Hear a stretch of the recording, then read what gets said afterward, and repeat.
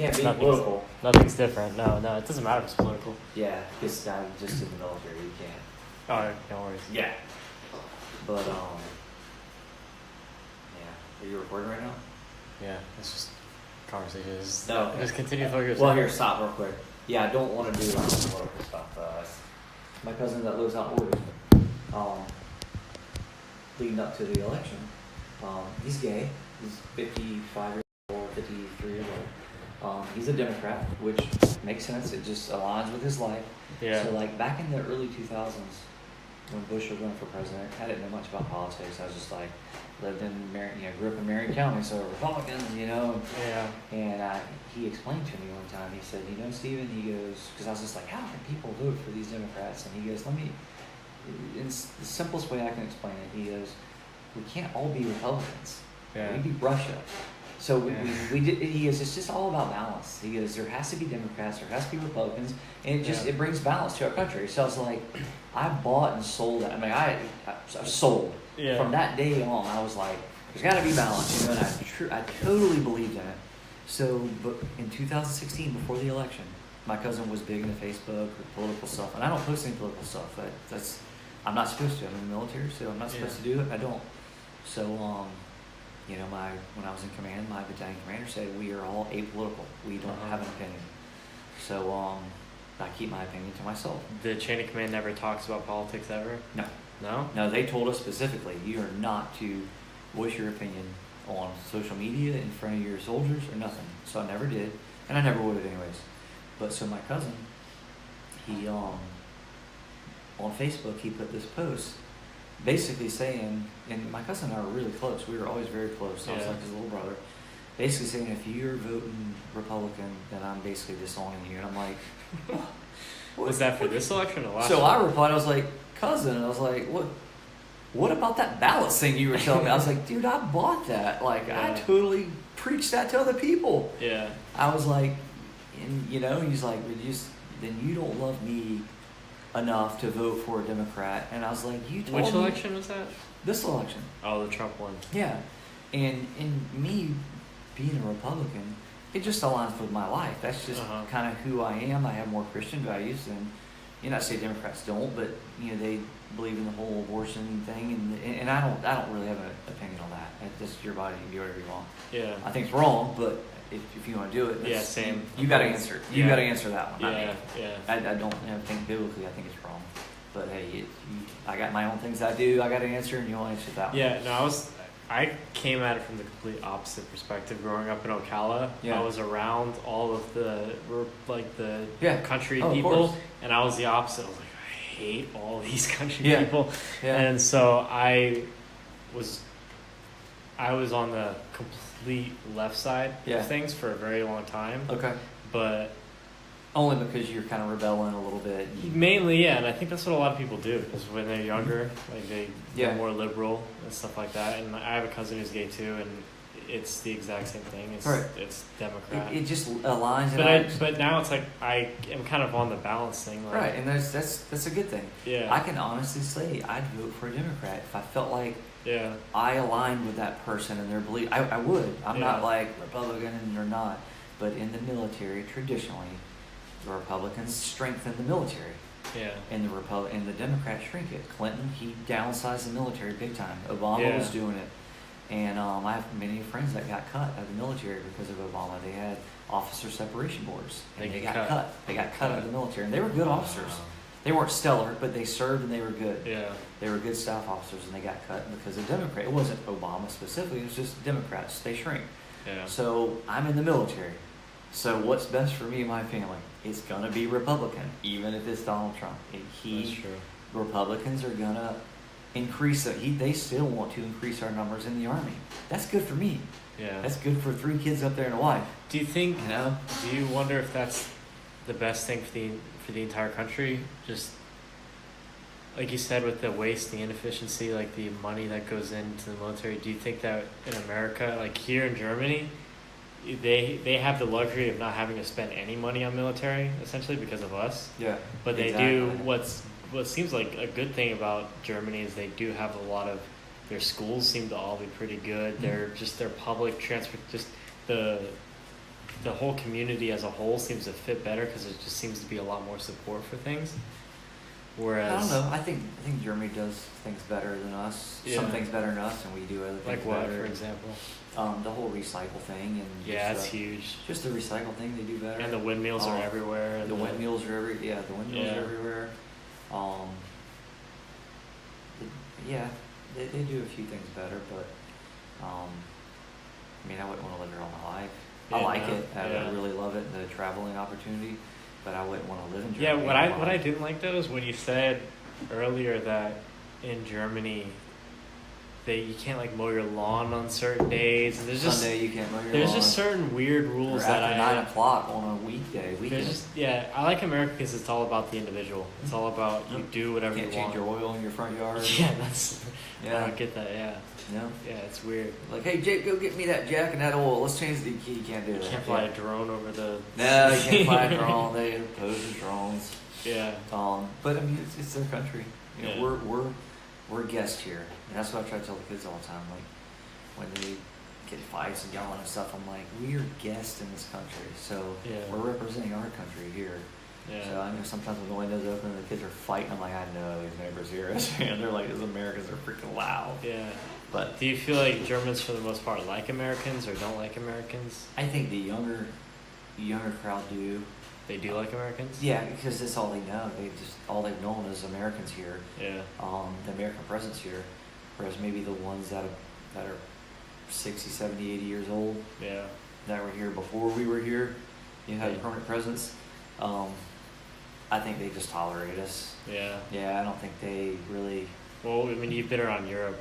Is that opinion pretty much the same around Europe? Belgium loves us, obviously, because we freed them. I mean, we liberated their country when. How did we free them? Well, in World War II. World War II? Yeah, I mean, we liberated. I mean, the Belgians love us. Yeah? Oh, yeah. You'd think the French would love us even more. Yeah, you should. Yeah. Yeah, you'd think, but the Belgians, I'd say, love us the most. Really? Yeah, they love Americans there. That's pretty cool.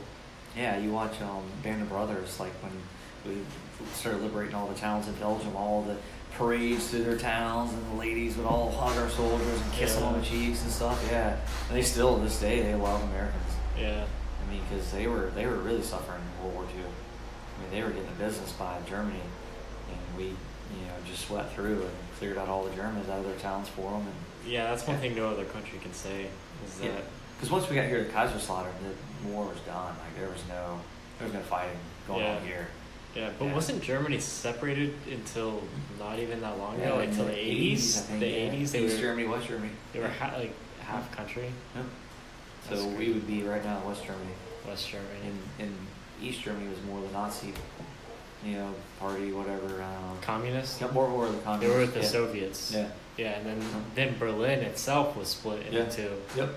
Yeah. Had the Berlin Wall and all that. Yep. Yeah. So Germany's gone through a lot of changes in the past 30 years or so, definitely. Yeah, I imagine. There used to be a lot more troops here. A lot more. How long ago? 4 or 5 years ago. They started pulling troops out, and then when Russia annexed Crimea. Oh, that's right. You told me that. And they're like, oh shit. Yeah, oh shit. We need to get tanks back. Yeah. Because we had a heavy brigade here, which a heavy brigade is tanks. Yeah. When they say a heavy infantry brigade, that means infantry soldiers with tanks. Then you got light brigades in the army, which is foot soldiers. Yeah. Have you ever seen the documentary on Netflix, Winter on Fire?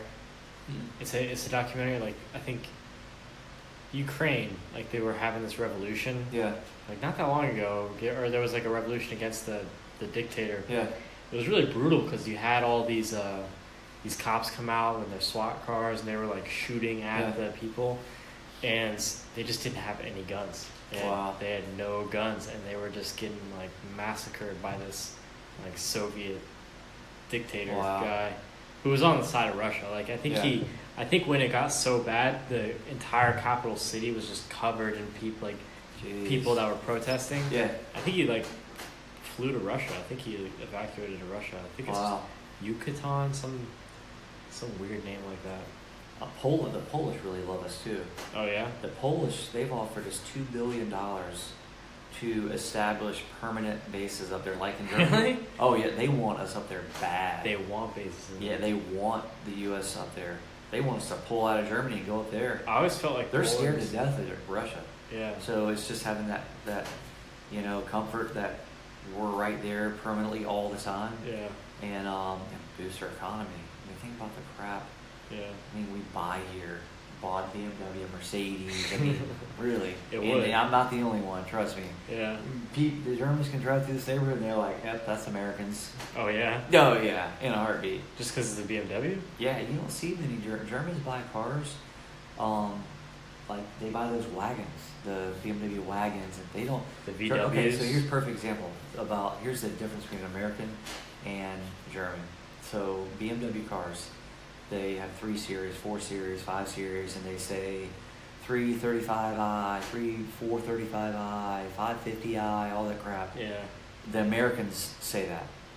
Okay, so you have a U.S. spec and a Euro spec. Yeah. When U.S. soldiers buy them, they buy the U.S. spec so they can ship it back to the States. Euro spec, you can't. You can't bring it back to the the States. No, it's got some different stuff on it and has no governor and different windshields. I don't know all the different specs, but you're not allowed to ship a Euro spec back.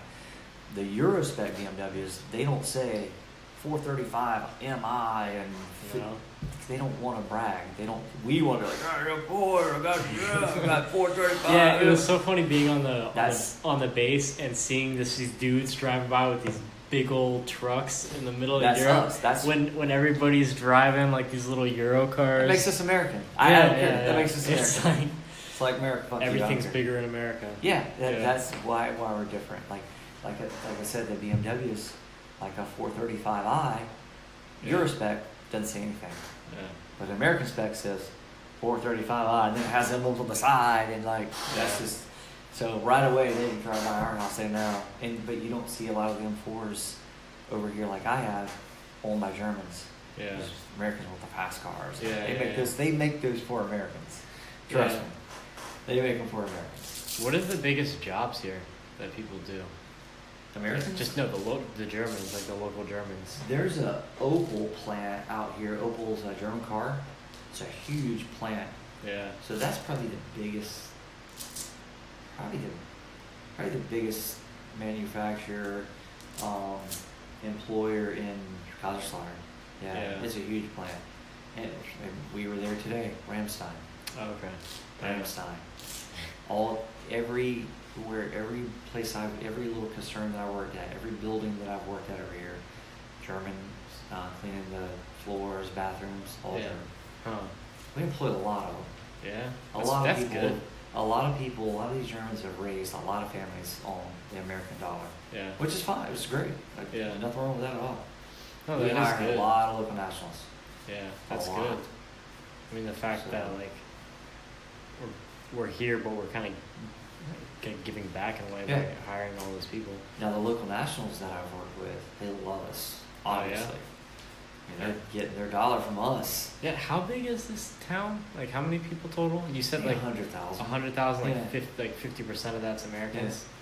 Yeah, they have a pretty big shopping center, and I feel like that's because mostly Americans. Where you went the other day? Oh yeah, the mall. You go down there, it's just 50% Americans down there easily. Oh yeah, I'm sure. Yeah, like easily. And then, so what I think though, what I've seen, I think the local nationals that work with us, we have a lot of local nationals that work with us where I work, other places. I think it's not only that we're paying them, and that's why they like us.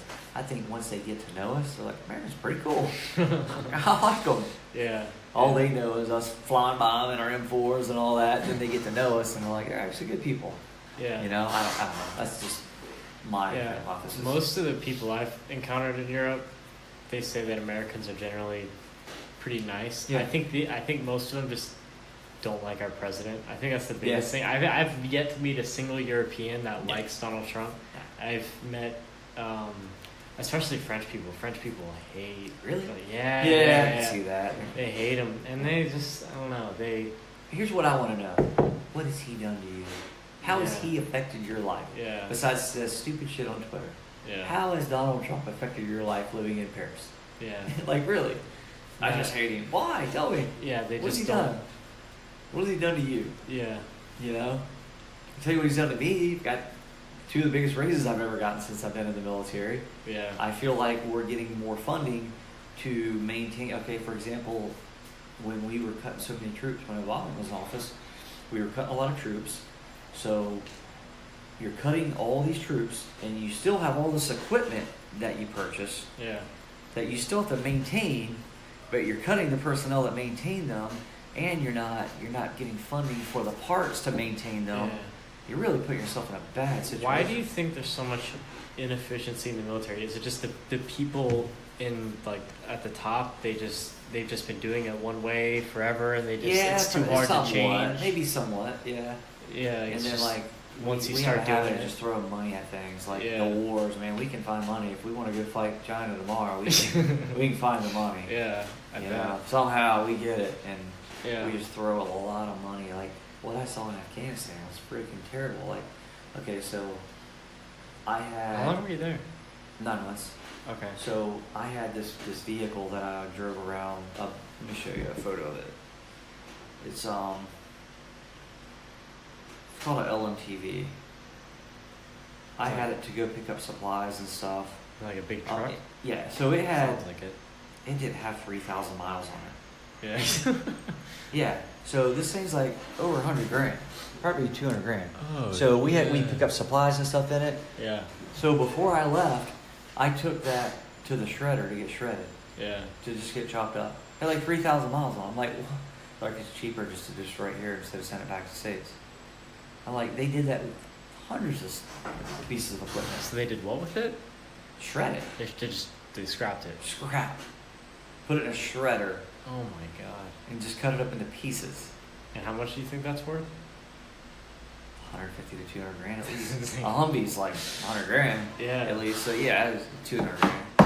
Yeah, it had like 3,000 miles on it. I was like, it's brand new. You're shredding it. Fucking waste. Yeah, it's just waste. I mean, it was because we needed all that shit over there. I feel like you could sell that to like an ally or something. You could sell something. It to at least, you know. But then here's the thing, it ended up in the wrong hands over there, so you just don't know. Yeah, true. Yeah, that's. So I think that was the theory behind it. Let's just shred it and make it non-mission capable real quick. Yeah. And no one can use it. They probably did something with the metal. They probably sold it or something. But they figured out it was just cheaper to shred them instead of ship them back. Yeah. Somebody did the analysis and figured out that it's cheaper just to shred this shit. Yeah. Yeah. Okay. Keys. Get rid of it. Yeah. That's so you go, man. So. But yeah, the military definitely wastes a lot of money. But at the expense of being able to defend our country anytime, any place, I don't know if it's such a bad thing. There could be worse things, I guess. You know, it feels like we're in a, maybe I'm wrong just because I haven't been watching the news as much, but it feels like we're in a much more, in a state of much more peace right now. Mm-hmm. It doesn't seem like people are talking as much about, you know. I don't worry about North Korea. Not really. Well, didn't North Korea, didn't he, denuclearize? No, he did. Didn't he shake hands with South Korea or something like that? Yeah, I mean, they became friends. That's the stuff right there. I saw a meme of them. Can you imagine if Obama was president and that took place? My God! Didn't Trump say something? He said, "You better cut." He basically said, "You better cut the shit" or whatever. And then the next day, he goes out and shake North. Is that what happened? Did he say something? Kim Jong-un went into South Korea. It's the first time a North Korean's been in South Korea in 40 years or something. Went into South Korea, shook hands with South Korean. Trump met with North Korean president. Yeah. If Obama would have done that, holy shit, a Nobel Peace Prize on the spot. Yeah. The media would have made him freaking the second coming of Christ. But since Trump's done it, that's pretty huge. If Trump that's huge. Played a part in that, that is huge. Yeah. I think, but he gets no credit for it, and because he screws himself, he goes on Twitter and says how awesome. Don't tell us how awesome you are. Yeah. He brags a little too much. Don't tell us. We don't. Yeah. If you're good, you don't need. Just do your job. Just do your job to brag about it. And he takes the bait every single time with the media and the celebrities. He gets into it on Twitter dude, that's not presidential. Yeah. Not presidential, but he's doing a lot of good things. I just wish he could calm down on the Twitter handle. What do you think there are any major threats in the world right now to America? if there are, what would they even be? I really don't. I think China possibly. If China and Russia and North Korea said, all right, let's do this. Yeah. let's do this. Yeah. That would probably be it. Yeah. China's got numbers, but they don't have technology like us. Yeah, I heard they have a huge military. It's just their technology is not... Over 1 million, but they don't have jets like us. I'll take our Air Force over any day. Yeah. Yeah. Yeah, with North Korea, we could wipe them out in about 30 minutes if we wanted. Yeah, I think the only scary thing about them was they were just a small country and they have big bombs. Yeah. But I think even then we have... don't we have, like, defense... Air defense. Yeah, air defense. Yeah, we would be able to detect it, I feel. Especially, like, years of hearing this stuff. I'm sure they have all sorts of just satellites on at all times. I don't worry about those guys. I don't worry about Russia at all because they just don't have the financial, the finances right now, really, to financial structure to support a war, an ongoing war. I think we fought in Iraq and Afghanistan, simultaneous wars. Yeah. They're both really kind of still going since 2001. Yeah. We're still throwing money at that. Yeah. 2 battlefields at one time. Yeah. Wasn't an issue. Didn't Iraq have like the fourth biggest military in the world? Like right before we went in. I think maybe that was back like in the Gulf. Yeah. The Gulf War or something like that, and then America came in and just wiped. Like the difference between 1 and 2. Mm-hmm. Military-wise in the world is huge. Yeah, but no one has the forces like us. Like we have the Air Force. There's no one better than our U.S. Air Force. Nobody. Yeah. Israel's pretty good, but they're not as good as us. They're an ally, anyways. Yeah, they're tiny. They're really small, but really good pilots and aircraft. Then we have our Marines and our Navy. British Navy's pretty good, but they're our ally. And then you got us, Army. We have a ton of capabilities. There's no one that has all those capabilities that we have. Nobody. So if it means we waste a little money, but we've got enough capabilities to defend ourselves against anybody, then okay, we're wasting a little money. But we could get better, definitely. We could be, and we learned. That's the thing about the Army. We learn from our mistakes, and we try to do better at the next. Like we have even just little things we do here, all these training exercises. We have, it's called an AAR, it's an after action review. Mm-hmm. And we look back and go, all right, what did we do good? What can we improve on? Yeah. So the Army does that. I don't know about the Marines and the Air Force, but the Army does AARs. From living in Germany for the amount of time that you have, what do you think America could like learn from a place like this? What do you think like Germans are doing well that we could do well? Aside from the recycling and the energy, stuff like that, just as a community, in a society. I really like it. It would never happen in America, but they're closed on Sunday. Those stores are closed on. The more relaxed approach. Because when I grew up, that's the way it was. Like it's, we're too married to our devices and our Wi-Fi. Yeah, the 24/7. Yeah, we're too married to all that stuff. I want it here now, right now. Yeah. Like when I bought my car, I didn't go just like say, hey, I want that and drive home with it that day. It doesn't work like that. No, it takes about 2-3 weeks. Really? Yeah, you don't just like, hey, I want that, and oh yes, I'm right here. Yeah. This is. Yeah. No, it doesn't work like that. More patience. So yeah, they're a lot more patient, and you see families like across the street stuff. On Sundays they do stuff together, and they don't have Walmart to go to on Sunday and stuff. They do things together. Yeah, Walmart's brutal. I do not miss Walmart. Yeah, I'm not a Walmart person. Going to Walmart and seeing I like how there's not that many morbidly obese people here. Yeah. I like that. Yeah. I like going, you go into Walmart and you see those people in the carts, can't walk, and that's why we're probably fatter too, because that's probably thinner over here because they have these little ass fridges over here. You can't put shit in. Yeah, you can't. You can't put all of our Sam's Club shit in there. You can't fit enough food, and you're just within walking distance or biking distance from most things. Yeah, so Germans, they go to the grocery store like every other day. Really? That's the theory behind the small things. They buy fresh. Yeah. Okay. So if they go buy meat, they're cooking it. Like they're not buying meat to put it in the fridge or freezer. They're cooking it. Yeah, I can see why that isn't that bad of a thing as long as you have a grocery store nearby. Yeah. But yeah. Yeah, definitely. They're cooking it. So, yeah, that's definitely. I really like how they have the small villages. They have those festivals. Yeah. Things like that. Yeah. Really cool. They all know each other. Yep. Yeah. We had a festival here a couple months ago and we went to it. It's just pretty neat. I mean, yeah. They're very, very festive people, without question. Yeah, we don't do stuff like that. We used to do stuff like that back in the day. I think America's just gotten so freaking ahead of ourselves. What do you mean?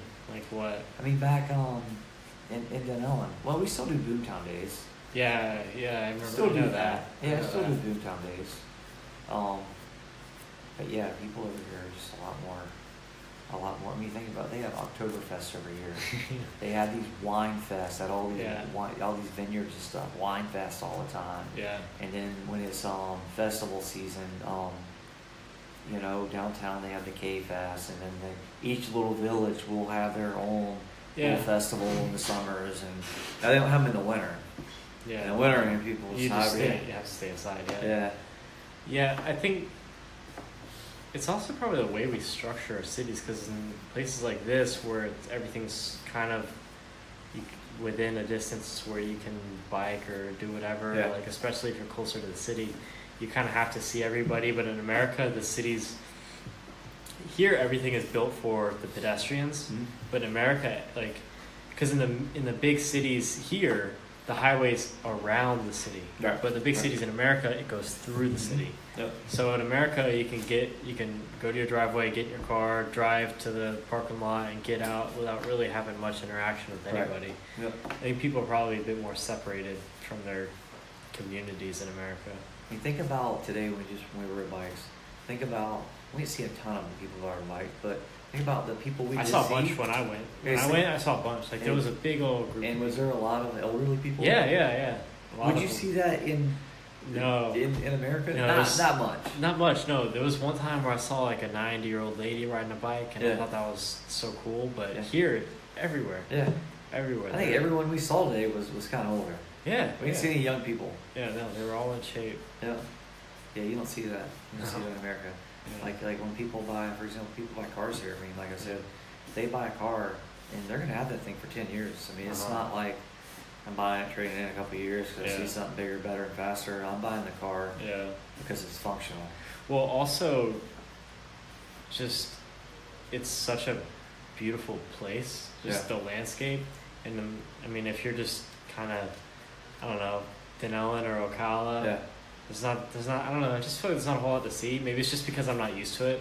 I'm sure the Germans probably get used to it. Yeah. But it's just such a beautiful place to go biking around, the mountains and the hills and the greenery.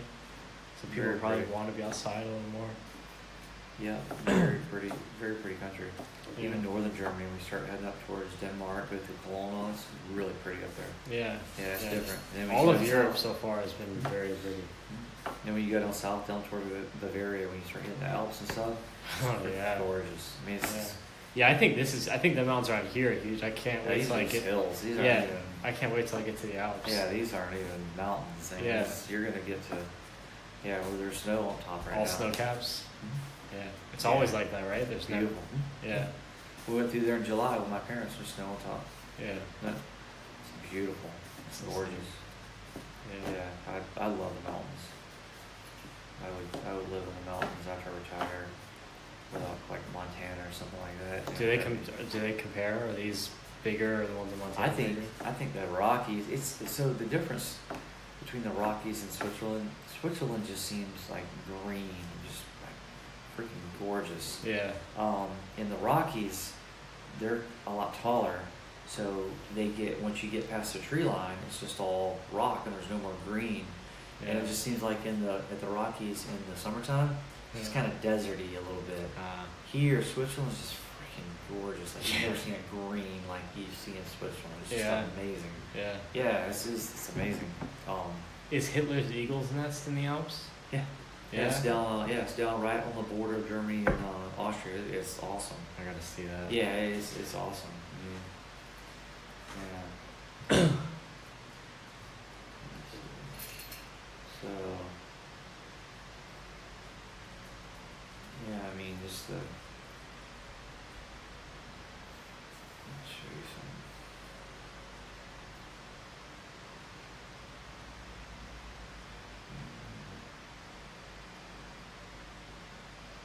So this is in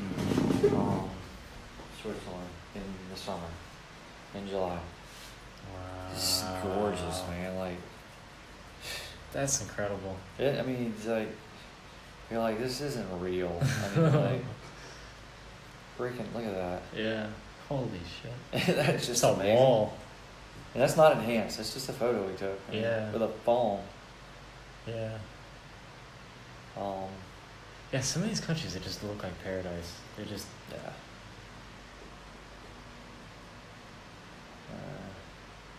This little lake we went swimming, you'll see it in a minute.